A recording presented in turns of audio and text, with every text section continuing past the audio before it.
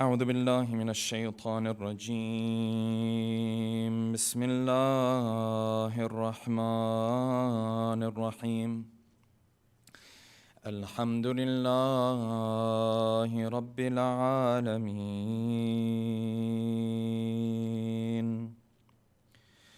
والصلاة والسلام على سيدنا ونبينا وحبيب قلوبنا وشفيع ذنوبنا وطبيب نفوسنا أبي القاسم محمد اللهم صل على محمد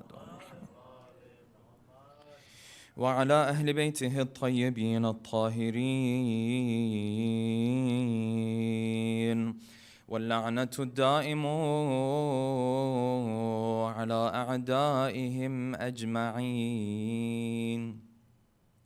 أما بعد فقد قال الله الحكيم في محكم كتابه الكريم أعوذ بالله من الشيطان الرجيم ولما جاءهم كتاب من عند الله مصدق لما معهم وكانوا من قبل يستفتحون على الذين كفروا فلما جاءهم ما عرفوا كفروا به فلعنة الله على الكافرين صدق الله العلي العظيم صلوات اللهم صل على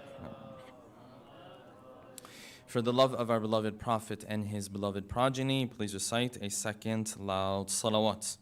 Allahumma salli ala Muhammad wa Muhammad. For the hastening in the return of our beloved 12th Imam, a third final loud salawat. Allahumma salli ala Muhammad wa ali Muhammad.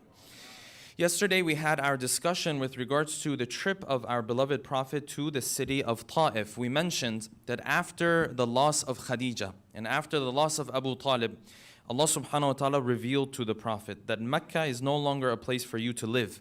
And because of this, the Prophet went around speaking to different tribes to see which of these tribes would give him protection, to go to them and for them to host him, so that from that tribe, from their city, he could then spread the message of Islam, because Mecca was no longer a place that he could live. And he went and he spoke with many tribes. All of them rejected the Prophet. This is where the Prophet now made his journey towards the city of Ta'if. That was very directly correlated and connected with the city of Mecca. Many of the people who lived in the city of Mecca, they owned gardens. They owned their resorts in the city of Ta'if, because Ta'if was known as the green city between Mecca and Medina. Medina was also pretty green, but Mecca was not green at all. It was extremely barren. So the Prophet went to Ta'if. He spoke to three of the elders. All three of them rejected the Prophet. They also asked the children to throw stones at him and rocks at him. And that was one of the days where the Prophet walked away bleeding. And he sat under the shade of the grapevine. And Addas came and spoke to him. And the one benefit that came out of the trip was that Addas, of course, converted to the religion of Islam. The Prophet returned back to Mecca, and the Muslimin or the Mushrikeen, they plotted to take the life of the Prophet on the night. And we mentioned how Shaitan was part of this brainstorming session. That as the different ideas came up, Shaitan told them, this is not a good idea, that is not a good idea. And they finally asked him, they said, what do you think we should do? He said, you should kill him, but all of you should kill him together, and that way they cannot fight you. They'll ask for blood money. And well, if they're asking for blood money, give them many multiple times of the normal blood money you would give for a normal individual. And Quraysh agreed to this. Allah subhanahu wa ta'ala sent the revelation to the Prophet, and he asked Ali ibn Abi Talib to sleep in his place on that night. And he mentioned to the first Imam that this test that I am going through, it's not just a test for you, it is a test for me too. The fact that I have to be willing to put you in danger, this is a test for me. And he likened this test to the test of Ibrahim and Ismail. And we know the Prophet head out to the cave of Thawr. He remained there for 3 days. And after 3 days, him and the first Khalifa, Abu Bakr, they started to head off with a guide of theirs towards the city of Mecca. This is where the Prophet gave the news to Ali that he has to go back in the city of Mecca and return the amanat, the things that people had entrusted him with. Because now he's leaving the city, the amanat that people had left with him, he has to give to them. And Ali ibn Abi Talib came into Medina and announced to people that whoever has any amana, anything that they had gifted to the Prophet, anything they had given to the Prophet that was staying with the Prophet, anyone who has any of those things, they can come to me and I will give them their amanat. This is where we ended our discussion. Now the journey of hijrah is going to continue for the Prophet and of course Ali ibn Abi Talib. And of course they are now going to make Medina their home, away from their real home, which is Mecca. Tonight, inshallah, we'll delve into this discussion by posing the following questions. Number one, when the Prophet came to the area of Quba, why did he not enter in Medina? And what was he waiting for in the outskirts of Medina? Number two, what was the first step that the Prophet took towards building this Muslim community in Medina? Number three, which famous Jewish scholar was there who immediately when the Prophet came to Medina embraced the faith of the Prophet? And who was there who did not embrace his faith until the last of their days? Number four, what were the dynamics of the city of Medina and how were they different from the city of Mecca? Number five, what was the Prophet's approach to building places of worship and building masajid? And what lesson can we learn from that for our own times and our own communities? Number six, what is the agreement that the Prophet put together between himself and the pagans and some of the Jewish people in the city of Medina? And number seven, and finally, what is the covenant of brotherhood or mu'akhat? Who became whose brother during this covenant? And did the Prophet do this once when he came to Medina? Or was this a practice that he used to carry out every year? Tonight, inshallah, we'll delve into these 7 questions with a loud salawat ala Muhammadin wa ali Muhammad.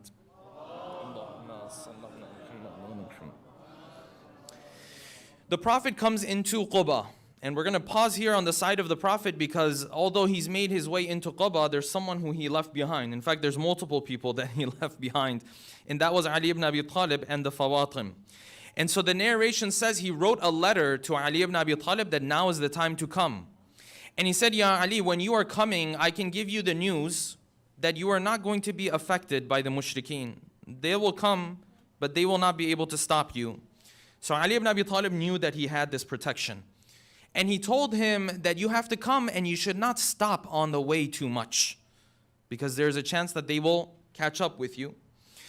Hence, Ali ibn Abi Talib starts his movement with this 3 fawatim that we mentioned yesterday. And of course, on his way out, 7 or 8 of the riders from Quraysh, they catch up with the Prophet or with Ali ibn Abi Talib. I say, where are you going? He said, I'm going to Medina. Now, his hijrah was different from the Prophet. The Prophet, he essentially sneaked out of Mecca, escaping with his life. Ali has made a very clear point to everybody. I'm going to Medina. It's a very different situation. He said, I'm going to Medina. I'm taking these women with me. There's a couple men with him as well, the guide and another person as well. They said, listen, we can't let you go. You have to come back to Mecca with us. He said, if I don't come back, what will you do? They said, well, we're going to force you, and then you're going to come back humiliated. And not only you're going to come back, you're going to be humiliated now too. And so the narration says out of these 7 or 8, 2 of them came closer to the women. And they wanted to get them off the camels, right? And push them backwards. And Ali ibn Abi Talib now approached them. And one of them saw Ali coming. He struck Ali ibn Abi Talib. But before he could strike him, he moved and Ali struck him and wounded him deeply. And this put fear into the hearts of these people. And they said, you can't be doing this. You have to come back to Mecca with us. And Ali said a line that showed his bravery in that moment. He said, listen, I'm going to Medina, and whoever wants his flesh to be torn into pieces, he can come and try to stop me. Whoever wants an afriya lahmahu, whoever wants for me to tear him into pieces, he can come close. Otherwise, I'm going. And these 7 or 8, the fear that was in their hearts, they decided to move away because they saw one of their own severely wounded. They headed back. And Ali continued on this path. And the guide was rushing the camel, and Ali told him, you are not supposed to rush the camel. The Prophet has told me that we have protection. And many of us might sit there and say, well, Ali was already told he was given protection, so it's not a difficult thing. No, just because the Prophet tells you something, believing in what the Prophet told you are two completely different things. The Prophet can tell you a promise and say, listen, if the whole world comes to an end, you'll be fine. But believing in what the Prophet is saying is something else. When the danger is right there in front of you, you have to believe in what he said. And this is what Ali ibn Abi Talib did. Ali comes all the way to Quba, and the Prophet is in Quba. And the first Khalifa who had done the hijrah with the Prophet told the Prophet, he said, we're in Quba, we shouldn't be staying here. People in Medina are waiting for us. Let's just go to Medina. This is now on the outskirts of Medina. He said, let's go into Medina. People are waiting for you. People will be happy to see you. And the Prophet told him, he said, I cannot go into Medina. I am waiting for Ali to come. And until Ali comes, I will not enter into the city of Medina. And the first caliph left, and he went into the city of Medina by himself. And the Prophet waited in Quba. And history says, some say a week, 10 days, 2 weeks, there's different numbers. A short period of time, the Prophet is in Quba. But interestingly, even in this short period of time, the Prophet has already begun building this Muslim community. He's already begun working on this community. While he's in Quba, he is amongst a group of people by the name of, they have a longer tribe. This was a tribe that lived in that area. He was there with them. And they were hosting the prophets. And among the incidents that took place while the Prophet was in Quba was that his old friend As'ad ibn Zurara came back to him. For those who remember, As'ad was the first person who became a Muslim from Medina. And he helped the Prophet to come to Medina. The tribe that the Prophet was staying with was from the tribe of Aus. As'ad ibn Zurara and most of the early Muslims, they were from Khazraj. These two tribes had issues with each other. They had bad blood. For many years, they had bad blood. And these two tribes were going at it with each other. And then the Jewish tribes in Medina, which was the third group, they used to take sides, depending on whose side they wanted to support. This was the dynamics of Medina. So As'ad ibn Zurara comes and tells the Prophet, he says, Ya Rasulullah, I'm so happy to see you, and I wanted to come sooner. But you see, you are staying with this other tribe. Pay attention. There's so many lessons to be learned from this. He said, you're staying with this other tribe. This is the tribe of Aus. We don't really mix with them. They're both on the side of the Prophet now, but they have bad blood between each other. They said, Ya Rasulullah, we would have loved to come sooner. But you're staying with this tribe, we have bad blood with them. And the Prophet immediately starts to bring these people together. Look at the wisdom of the Prophet. The Prophet looked at As'ad. He said, As'ad, you have bad blood with these people. He said, yeah, I have bad blood with these people. The Prophet turned to this tribe that was hosting him, who was from Aus. He said, O people of Aus, will you give him immunity to come? They said, Ya Rasulullah, we'll give him immunity because you're giving him immunity. So because of you, he can come. And the Prophet said, no, I don't want you to give him immunity because I'm giving him immunity. I want one of you by yourself to give him immunity. He was bringing these hearts together. He said, you guys are now becoming brothers. Yes, you had bad blood. That was before Islam. After Islam, you can't have this bad blood to the extent where you go at each other's throats. Right? You can't be killing each other now. He said, one of you has to give aman to him. And some of the Aus said, no problem, we will give him aman. And in the short period that the Prophet was in this area of Quba, he has not even made his way into Medina yet. One of the most important things that he did is that he built the first masjid in the Muslim world. First masjid that was built, not Masjidun Nabi. This is the masjid in where? In Quba. How long is the Prophet in Quba for? Is he going to live there for 30 years? No, he's going to be there for a week or two. And during this period, he built a masjid there. And the narration says he was working along with all the other Muslims. The other Muslims used to come to the Prophet. You know, the bricks back in the day, there were these big heavy bricks. These are not these small little, pampered bricks that we have nowadays. They're the bigger bricks. The narration says the Prophet used to pick up these bricks, the dust, everything used to get on him. He used to carry them, and people used to come to the Prophet. They say, Ya Rasulullah, you don't need to work that hard. We can pick up your brick for you. And the Prophet would mention a line that would remain in history. He said, if your hands are empty, go and grab an extra one. You don't have to take mine away.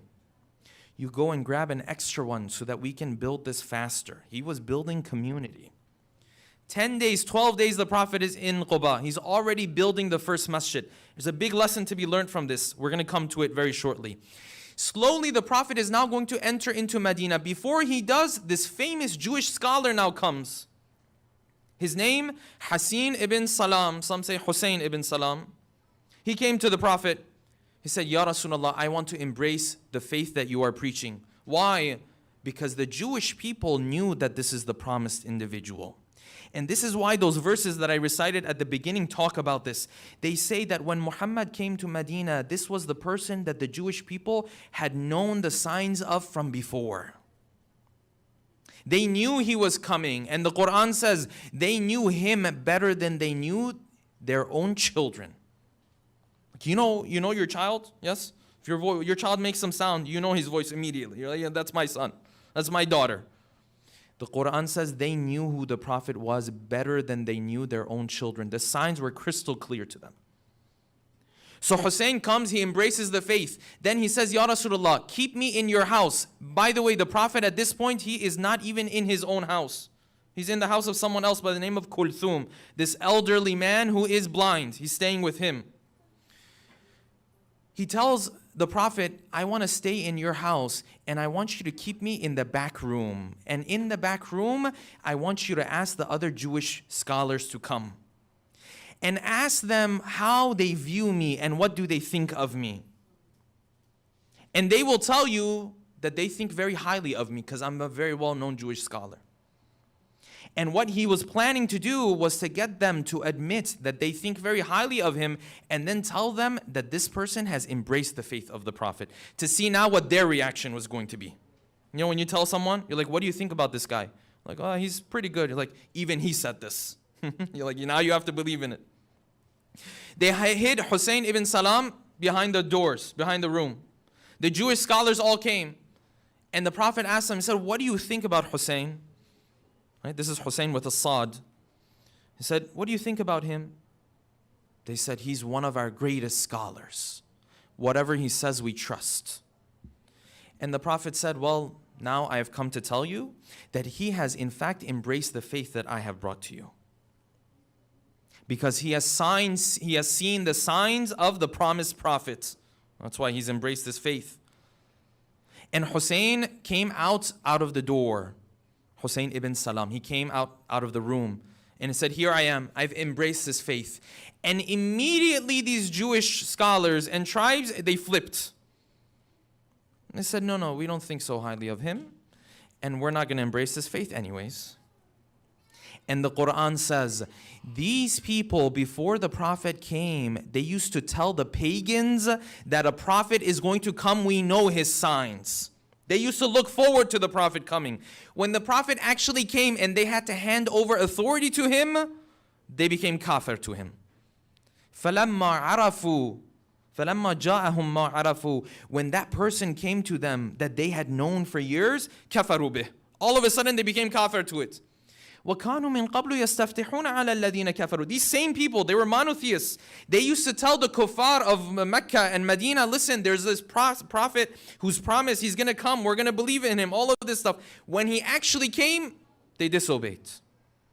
And the narration says some of them went home that day and their relatives asked them, they said, is he really the one? Is he the one that we've heard the signs of? And they said, he is in fact the one, and until the last moment of our life, we will oppose him. I imagine the arrogance. The Prophet now is going to slowly enter into the city of Medina. Recite a salawat, please. Allahumma salli ala Muhammad. The Prophet is now going to enter into the city of Medina. And slowly you see the dynamics in the city of Medina. And what the Prophet does in Medina is very different from what he was doing in Mecca. And this is a very important lesson for all of us to learn. When the Prophet was in Mecca, the only thing you had to do was not die. When the Prophet was in Mecca, the only thing you had to do was make it until nightfall. And when night came, you had to make it until when? The next morning. When the Prophet was in Mecca, if you just survived, if you just were able to get by, this was the greatest achievement. Because Mecca, the pressure was so severe. The opportunities were so little. The Muslims are at such a disadvantage that if you could just make it out alive, this was the biggest victory. Just don't die. Just stay alive. This was the main purpose in Mecca. When the Prophet came to Medina, his expectation from his followers, his expectation from his community members, his expectation and the things that he was doing himself changed 180 degrees. In Mecca, when people were tortured, he used to say, sabran, be patient. In Mecca, when people had no option, he used to say, run for your lives. Go migrate to Habasha. Go migrate to Medina. Just don't get in their way.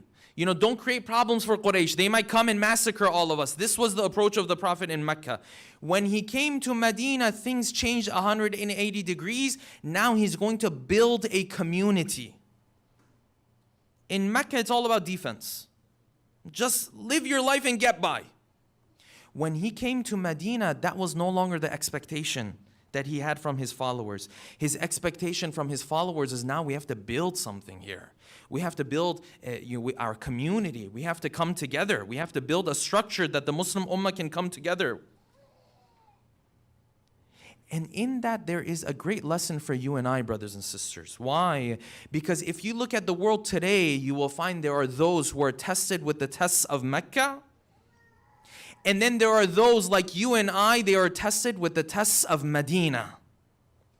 You and I are not living the days of Mecca of the Prophet.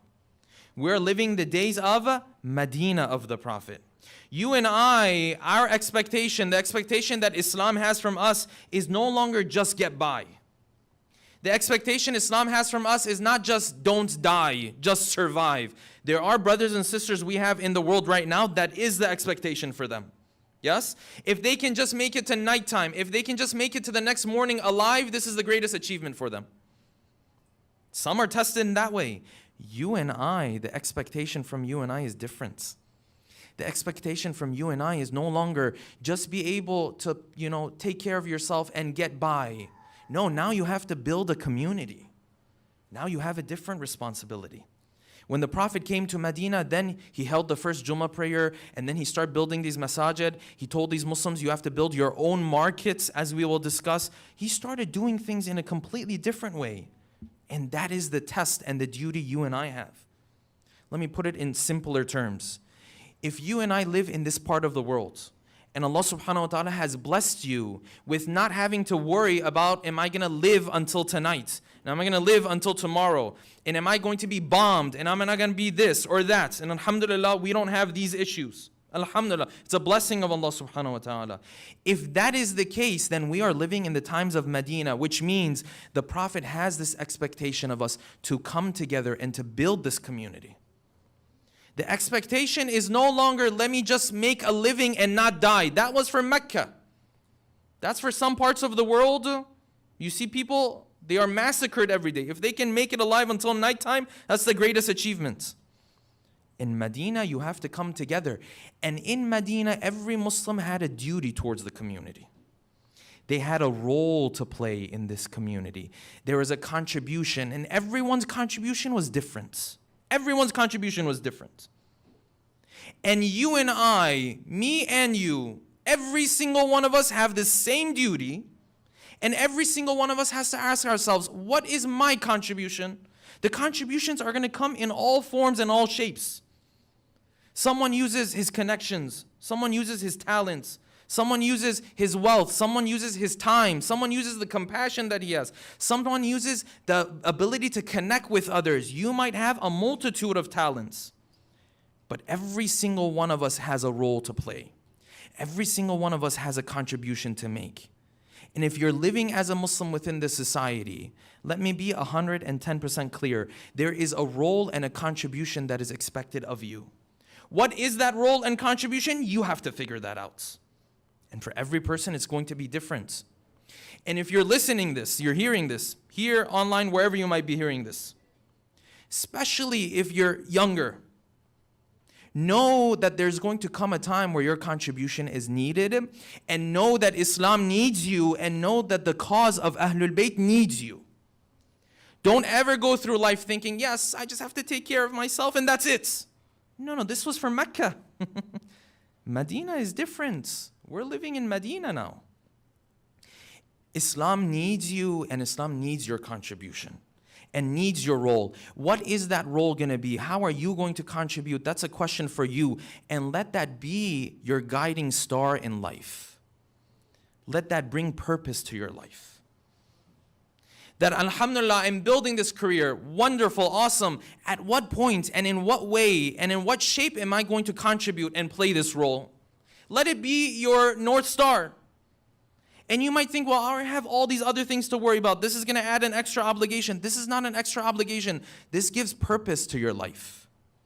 This gives meaning to your life.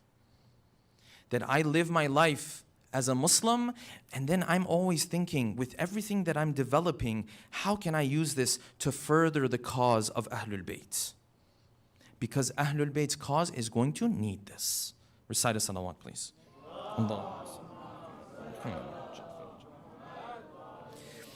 The dynamics have now changed between Mecca and Medina. The Prophet comes into Medina. It's no longer about surviving. Now he wants to build this community. The first Jummah is held. Interestingly enough, the first Jummah was held before the Prophet even came to Medina. He gave permission to some of those who had embraced the faith, who had come for Hajj, when they went back to Medina, for them to hold the first Friday prayer. But this is going to be the first Friday prayer that the Prophet now is going to lead. And then he takes the next step. The next step that he takes is he has to find a place to stay. Quba was a couple days, he just stayed somewhere. In the house of Kulthum. Kulthum was the name of a man and a woman. It was one of those, it could work for both genders, really. Now the Prophet comes into Medina. When he's coming into Medina now, he wants to figure out where he has to stay. And the narration says all of these Ansar, all the people of Medina are like, hey, the Prophet's staying with us. We're going to host him, because what an honor to host him. And the narration says the Prophet was on his camel, and this camel was making its way towards the alleys of Medina. And every tribe that it would pass by, they would almost appeal to the Prophet. Like, Ya Rasulullah, can you stay with us? And the Prophet would say, no, let the camel go. فَإِنَّهَا مَأْمُورَةٌ. Because this camel has been commanded to go to a particular spot and sit there.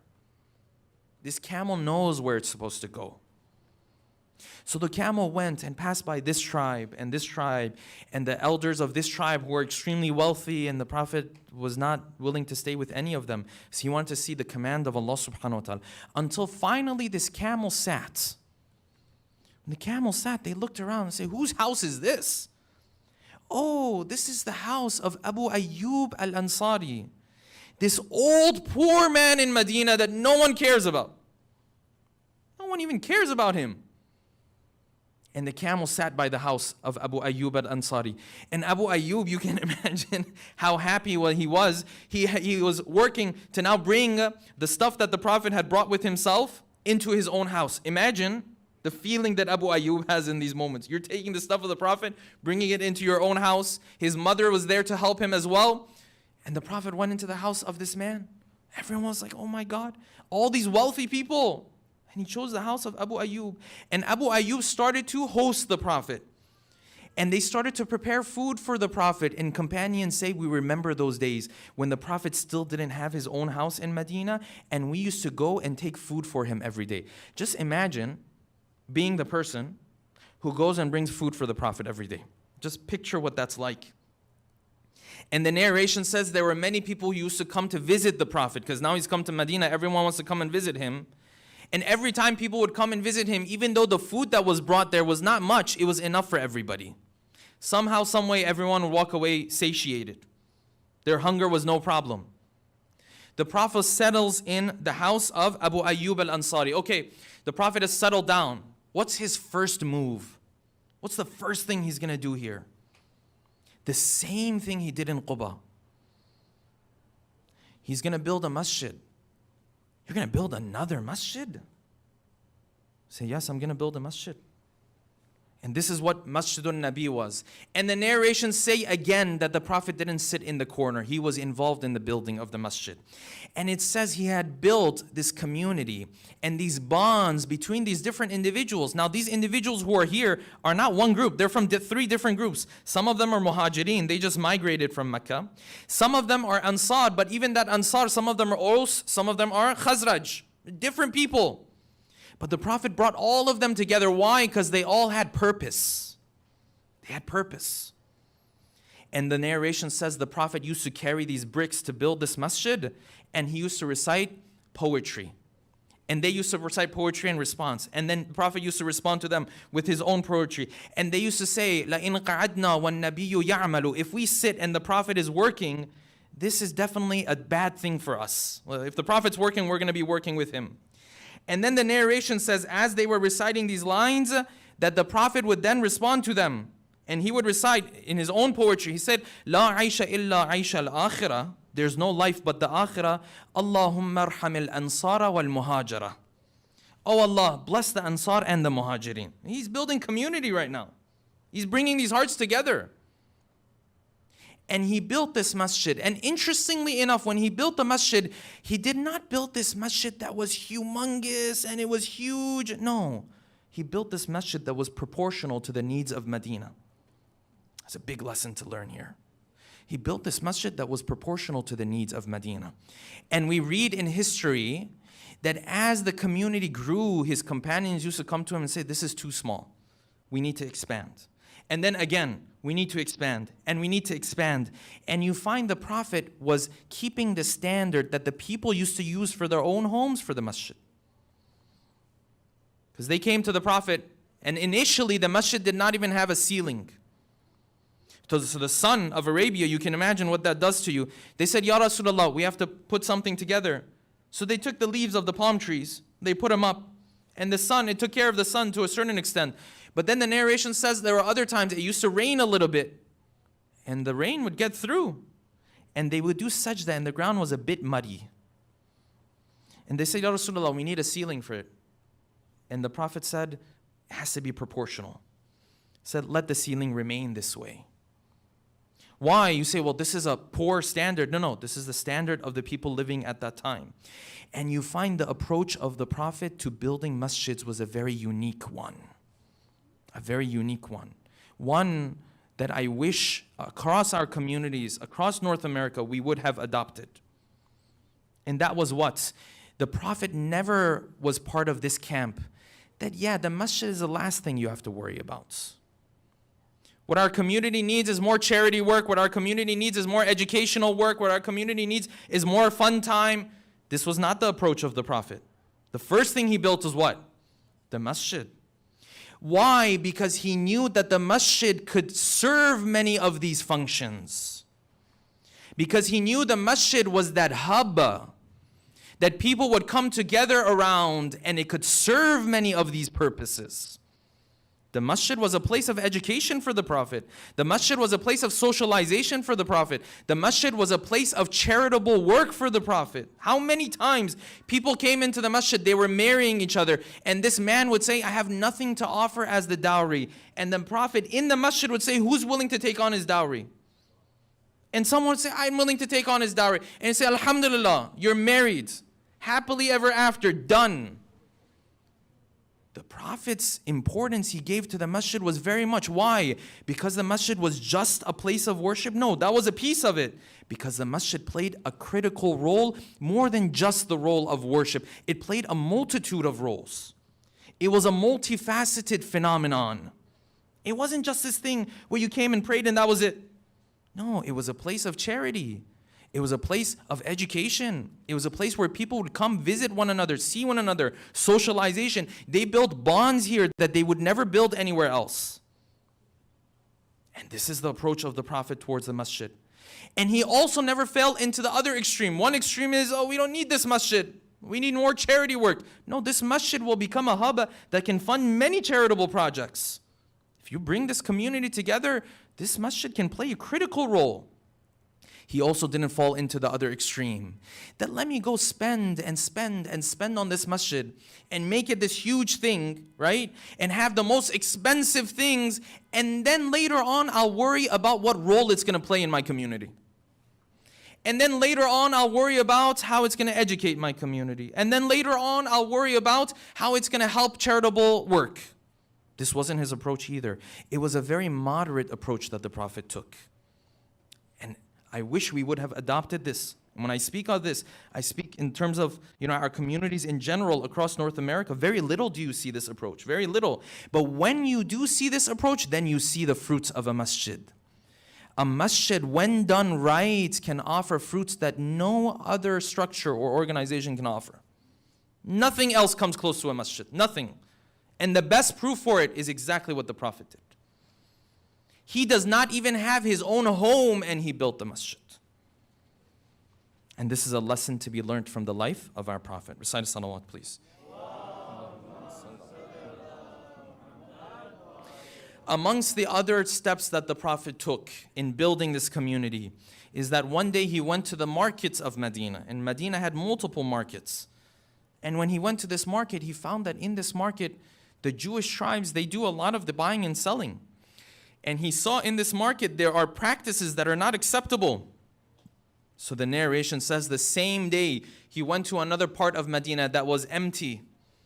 He took his foot and he drew over the sand. And he said, this is where we're going to build a new market. And this market, those practices are not going to apply to it.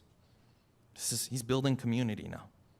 And amongst the other steps that he took, which was extremely critical from a historical perspective, was a covenant that he put between himself, some of the Jewish people in Medina, and the pagans.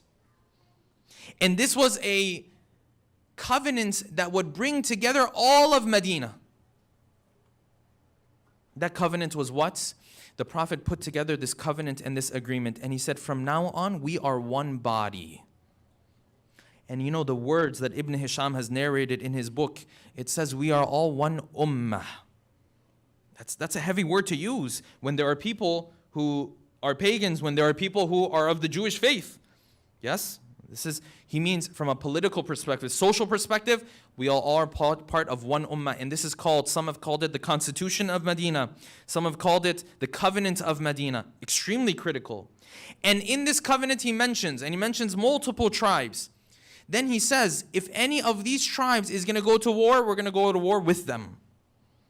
And if any of these tribes accepts peace, we're going to accept peace with them. And now Medina is going to be a haram. You can't fight in Medina. And now in this city, when the Jewish tribes need financial help, we are going to help them. And when we need financial help, they are going to help us. See the approach? It's easy to destroy things. It's easy to knock things down. Putting stuff together, bringing people together. That's tough. And that is the beauty of what the Prophet did. And amongst the things that they agreed to in this covenant, they said whenever there is a disagreement, you have to come to the religious courts. The Prophet will be in charge to decide. And we know from history that when the Jewish tribes had their own disagreements, he would say, based on your laws, this is the ruling. And when the Muslims had their own disagreements, he would rule amongst them based on their own laws. This was the particular approach that the Prophet took. And the final step that the Prophet took in Medina, and he is now setting a stage for a city that is going to stay the hub of the Muslim community for many years to come. Even when the Khulafa came into power, Medina was still the place. Even when Ali ibn Abi Talib was there, until he moved it to Kufa. Medina is going to be that hub. Amongst those other things that the Prophet did was that he built this relationship of brotherhood between the Muhajirin and Ansar, and amongst the Ansar, between Aus and Khazraj. And he said, today you are going to be brothers of one another. And he started to pair them with one another. And the narration says that the Muslims took this so seriously that in the battlefield, when they knew they were going to go into the battlefield and there was a chance they weren't going to come back, they would find that brother of theirs that they had the brotherhood with, and they would do their will to him. They would do their wasiyah to him. you're going to be the one who's going to take care of my family. You're going to be the one who's going to look after my loved ones. You're going to be the one who's going to implement my will. And famously, the Prophet did this pairing between individuals. And when you look in history, you find that he made this pairing between individuals sometimes that didn't even necessarily come from the same background, from very different backgrounds. But the Prophet paired them with one another. Until the point came where everyone had been paired. And Ahmad ibn Hanbal narrates this. He says, Ali came to the Prophet and he said, Ya Rasulullah, you gave everyone a brother and you left me alone. And the Prophet said, no, Ya Ali. You are my brother and I am your brother. Recite a salawat, please. Allahumma salli ala Muhammad wa ala Muhammad. And Ali now became the brother of the Prophet. And interestingly enough, every year, as there were more people who are now joining Medina, there were more people who were coming into Medina, this covenant of brotherhood would happen again and again. And every year the Prophet used to do this. Because when people come in, he doesn't want them to be alone. He wants to build community. And community is built, one of the main points of it is what? One of the main points of it is relationships. It's like, who are you with? Who's your support system? Who do you have here in Medina? And so when people used to come, even though it was past the first year that he was in Medina, he would make them brothers of others. And when someone would embrace the faith, he would appoint someone to that individual to teach them the faith. This is building community from the Prophet's perspective. Yes? And what you need and the ingredients that were needed were two, and the Prophet had both of these. If you want the masjid to play that role, if you want to play those roles that we talked about, you need two ingredients. And the Prophet had both of these. The Prophet had the strongest leadership. He knew exactly what he was doing. He had the strongest faith. And he also had a community of Muslims who had bought in and were supporting him. And anywhere these two happen, this community will be successful. During the time of the Prophet, outside of the time of the Prophet. This is the recipe that we learn from the life of our beloved Prophet. We pray to Allah subhanahu wa ta'ala that He gives us the tawfiq for all of us to walk in the footsteps of the Prophet, inshaAllah. We'll take a moment to recite Suratul Fatiha for all of your marhumin and marhumat, especially the marhumin and marhumat of the sponsors of tonight's program from our community as well as the St. Louis community, with a loud salawat ala Muhammadin wa ali Muhammad. Allahumma salli ala Muhammad wa ala Muhammad. Bismillah ar-Rahman ar-Rahim.